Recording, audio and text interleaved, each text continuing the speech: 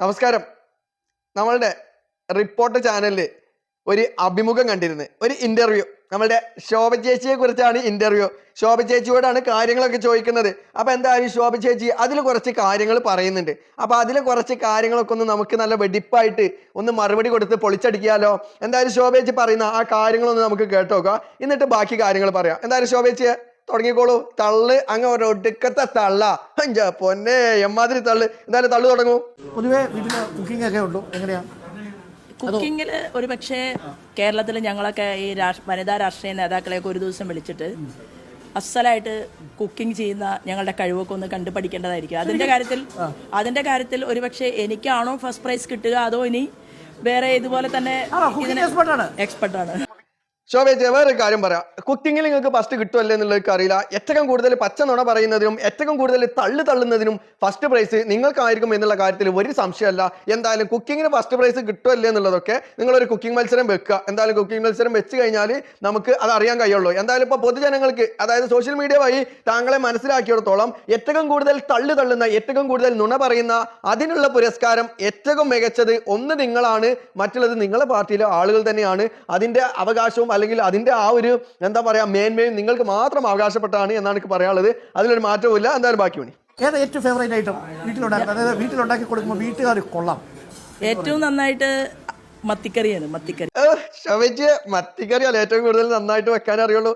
ശോഭേച്ചി ബീഫും കൂടെ വെച്ച് പഠിക്കണം കേട്ടോ. കാരണം നമ്മളെ സുരേന്ദ്രേട്ടനൊക്കെ നല്ല ഉള്ളിയിട്ട ബീഫ് ഉണ്ടല്ലോ, ഉള്ളിയിട്ട ബീഫ് ഭയങ്കര ഇഷ്ടമാണ്. അപ്പൊ അതുകൊണ്ട് ബീഫ് കൂടെ നമുക്ക് വെച്ച് പഠിക്കണം എന്നുണ്ട്. അപ്പൊ നല്ല ഉഷാറായിട്ട് ശോഭേച്ചി ബീഫ് കൂടെ ഉണ്ടാക്കാൻ വേണ്ടിയിട്ട് ശ്രമിക്കണം. എന്തായാലും ഇപ്പൊ ബീഫും കഴിഞ്ഞ് ഇപ്പൊ മത്സ്യം എന്തൊക്കെയോ അതാണ് ഇതാണെന്നൊക്കെ പറയാണ്ട് മത്സ്യത്തിന് നിരോധിക്കാൻ വേണ്ടിയിട്ടൊക്കെ പോകുകയാണെന്നുള്ളതൊക്കെയാണ് ചില ആളുകൾ അവിടെ ഇവിടെയൊക്കെ വാർത്തയൊക്കെ കൊടുത്തതായിട്ട് കണ്ടത്. ഇനിയിപ്പോ മത്സ്യം നിരോധിച്ചു കഴിഞ്ഞാൽ ഇപ്പൊ ശോഭേച്ചി ഇപ്പൊ എങ്ങനെയാണ് മത്തിക്കറിയും വെക്കാൻ പറ്റൂലല്ലോ, ആകെ കുടുങ്ങുമല്ലോ. അപ്പൊ ഇതൊക്കെ ഇവിടെ കയ്യിലുണ്ടാവും. എന്തായാലും ശോഭേച്ചി പണ്ട് പറഞ്ഞ ഒരു കാര്യമുണ്ട്, കുക്കിങ്ങുകാർക്ക് വേണ്ടിയിട്ട് അല്ലെങ്കിൽ വീട്ടമ്മമാർക്ക് വേണ്ടിയിട്ട് ശോഭേച്ചി പറഞ്ഞ ഒരു കാര്യമുണ്ട്. ആ കാര്യത്തിൽ ഇന്നും വലിയ മാറ്റമൊന്നുമില്ല ശോഭേച്ചി അന്ന് പറഞ്ഞതിനേക്കാളും കൂടുതലായിട്ടുള്ളൂ ഇപ്പോഴും ഗ്യാസിന്റെ വില. എന്തായാലും ശോഭേച്ചി പറയുന്ന ആ വീഡിയോ നമുക്കൊന്ന് കാണല്ലേ. ഇതൊക്കെ ജനങ്ങളൊന്ന് കാണട്ടെ, ജനങ്ങളൊന്ന് വിലയിരുത്തട്ടെ, നിങ്ങളെ കേന്ദ്ര ഭരണത്തൊന്ന് വിലയിരുത്തട്ടെ ജനങ്ങള്. എന്തായാലും കണ്ടോക്കി. അടുക്കളകളുടെ കാര്യം വളരെ കഷ്ടമാണ്. ഇനി അഥവാ ഈ സാധനങ്ങളെല്ലാം ഇപ്പൊ കുട്ടികൾക്ക് കഞ്ഞി കൊടുക്കാൻ വേണ്ടി ഈ സാധനങ്ങളെല്ലാം വീട്ടമ്മമാർ എങ്ങനെയെങ്കിലും കഷ്ടപ്പെട്ടുണ്ടാക്കി അടുക്കളയിൽ എത്തിച്ചു വന്നിരിക്കട്ടെ. അത് പാചകം ചെയ്യാൻ ഗ്യാസിന്റെ വില എന്താ? ഒരിരട്ടിയോ രണ്ടിരട്ടിയോ അല്ല, മൂന്നിരട്ടിയിലധികം വില വർദ്ധിച്ചു. അതാണ് ശോഭേച്ചി ചോദിക്കാനുള്ളത്. അത് പാചകം ചെയ്യുന്ന ഗ്യാസിന്റെ വില എന്താണ്? നിങ്ങൾ പറയുന്നത് നല്ലൊരു കുക്കിംഗ് എക്സ്പെർട്ടാണ് എന്നുള്ളത്. ഈ കുക്കിംഗ് എക്സ്പെർട്ടിനോട് ഞാനൊന്ന് ചോദിക്കട്ടെ. മോദി ഗവൺമെന്റ് കയറിയതിന് ശേഷം ഏകദേശം 600-700 രൂപ ഉണ്ടായിരുന്ന ഗ്യാസ് സിലിണ്ടറിന് ഇന്ന് 1000-ന് മുകളിലാണ് വില. ഒരു കുറ്റി ഗ്യാസ് ഒരു വീട്ടിലേക്ക് മേടിക്കണം എന്നുണ്ടെങ്കിൽ 1000-ന് മുകളിലാണ് വില. അത് പോരാഞ്ഞിട്ട് അടുത്തത് എന്ന് പറയുന്നത് പെട്രോൾ ഡീസൽ ജനങ്ങളെ വഞ്ചിക്കാൻ വേണ്ടിയിട്ട് പറ്റിക്കാൻ വേണ്ടിയിട്ട് ഇപ്പൊ 2 രൂപ കുറച്ചിരിക്കുന്നത്. ഈ ഇലക്ഷൻ കഴിഞ്ഞു കഴിഞ്ഞാൽ കൂട്ടാൻ പോകുന്നത് 5 രൂപയായിരിക്കും. അതിൽ ഒരു സംശയവും വേണ്ട. കാരണം ആദ്യം കുറെ കൂട്ടിയിട്ട് ഇലക്ഷൻ സമയത്ത് 1-2 രൂപ കുറച്ച് ജനങ്ങളെ വിഡ്ഢികളാക്കുന്ന ഈ പരിപാടി ഉണ്ടല്ലോ, വോട്ടർമാരെ വിഡ്ഢികളാക്കുന്ന പരിപാടി, അതൊന്നും ഇനി നമ്മളുടെ നാട്ടിൽ വില പോകാൻ പോകുന്നില്ല. കാരണം ജനങ്ങൾ ഇതൊക്കെ കണ്ട് മനസ്സിലാക്കി തുടങ്ങി. പിന്നെ ശോഭേച്ചിയോട് പറയാനുള്ളത്, ഗ്യാസിന്റെയും ഇതിന്റെയും എല്ലാം വില കുത്തനെ കൂടിക്കൊണ്ടിരിക്കുമ്പോ ശോഭേച്ചിയെ പോലെയുള്ള ആളുകൾക്ക് ഇതൊന്നും പ്രശ്നം ഉണ്ടാവില്ല. കാരണം എന്താണ് അറിയോ? ഇതാ കേട്ടോക്കി. ശോഭേച്ചിക്കൊക്കെ വരുന്ന ക്യാഷുകൾ എങ്ങനെയാണെന്നുള്ളത് ശോഭേച്ചി തന്നെ പറയുന്ന ഒരു കോൾ റെക്കോർഡ് ഉണ്ട്, അതൊന്ന് കേട്ടോക്കുക. അപ്പൊ നിങ്ങൾക്ക് മനസ്സിലാവും ഇവർക്ക് എന്തുകൊണ്ടാണ് ഇപ്പോ ഈ പണമൊന്നും അല്ലെങ്കിൽ ഈ ഗ്യാസിന്റെ വിലയൊന്നും പ്രശ്നമില്ലാത്തത് എന്നുള്ളത് ഇപ്പൊ നിങ്ങൾക്ക് മനസ്സിലാവും. എന്തായാലും ആ കോൾ റെക്കോർഡ് ഒന്ന് കേട്ടോക്കി.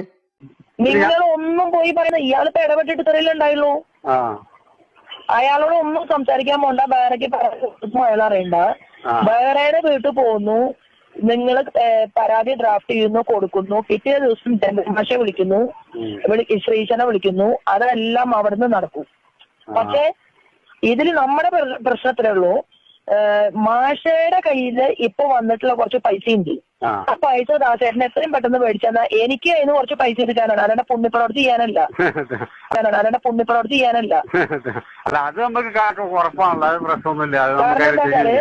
എനിക്ക് അതിന്ന് ഒരു 25 ലക്ഷം റുപ്യ എനിക്ക് കിട്ടിയാൽ എനിക്കിപ്പോ ഒരാളെ കൊണ്ട് വിളിച്ചു വായിച്ചിട്ട് എനിക്കൊരു വലിയ പോസ്റ്റ് വരുന്നുണ്ട്, അത് പിടിക്കാൻ വേണ്ടിയിട്ടാണ്.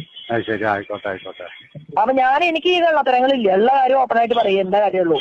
മാറ്റക്ക് ഈ പൈസ വന്നിട്ടുള്ളത് വേറെ വഴി കൂടിയാണ്. പിന്നെ നിതിൻ ഗഡ്കരിജി 1.5 വർഷം കഴിയുമ്പോ അദ്ദേഹം ഈ ഫീൽഡിൽ നിന്ന് മാറാൻ പോവുക. അപ്പൊ അവിടെ കിടക്കുന്ന 1 കോടി റുപ്യ നമുക്ക് മേടിക്കണോ വേണ്ടയോ? അതാണ് പണമാണ് ലക്ഷ്യം, പണമാണ് ഉദ്ദേശം, പണം മാത്രമാണ് വേണ്ടത്, അല്ലാതെ വേറൊന്നും വേണ്ട. ശോഭേച്ചി ഇതിൽ വളരെ കൃത്യമായിട്ട് പറയുന്നുണ്ട്, എനിക്ക് പുണ്യപ്രവൃത്തി ചെയ്യാനൊന്നുമല്ല പണം എന്ന് പറയുന്നുണ്ട്.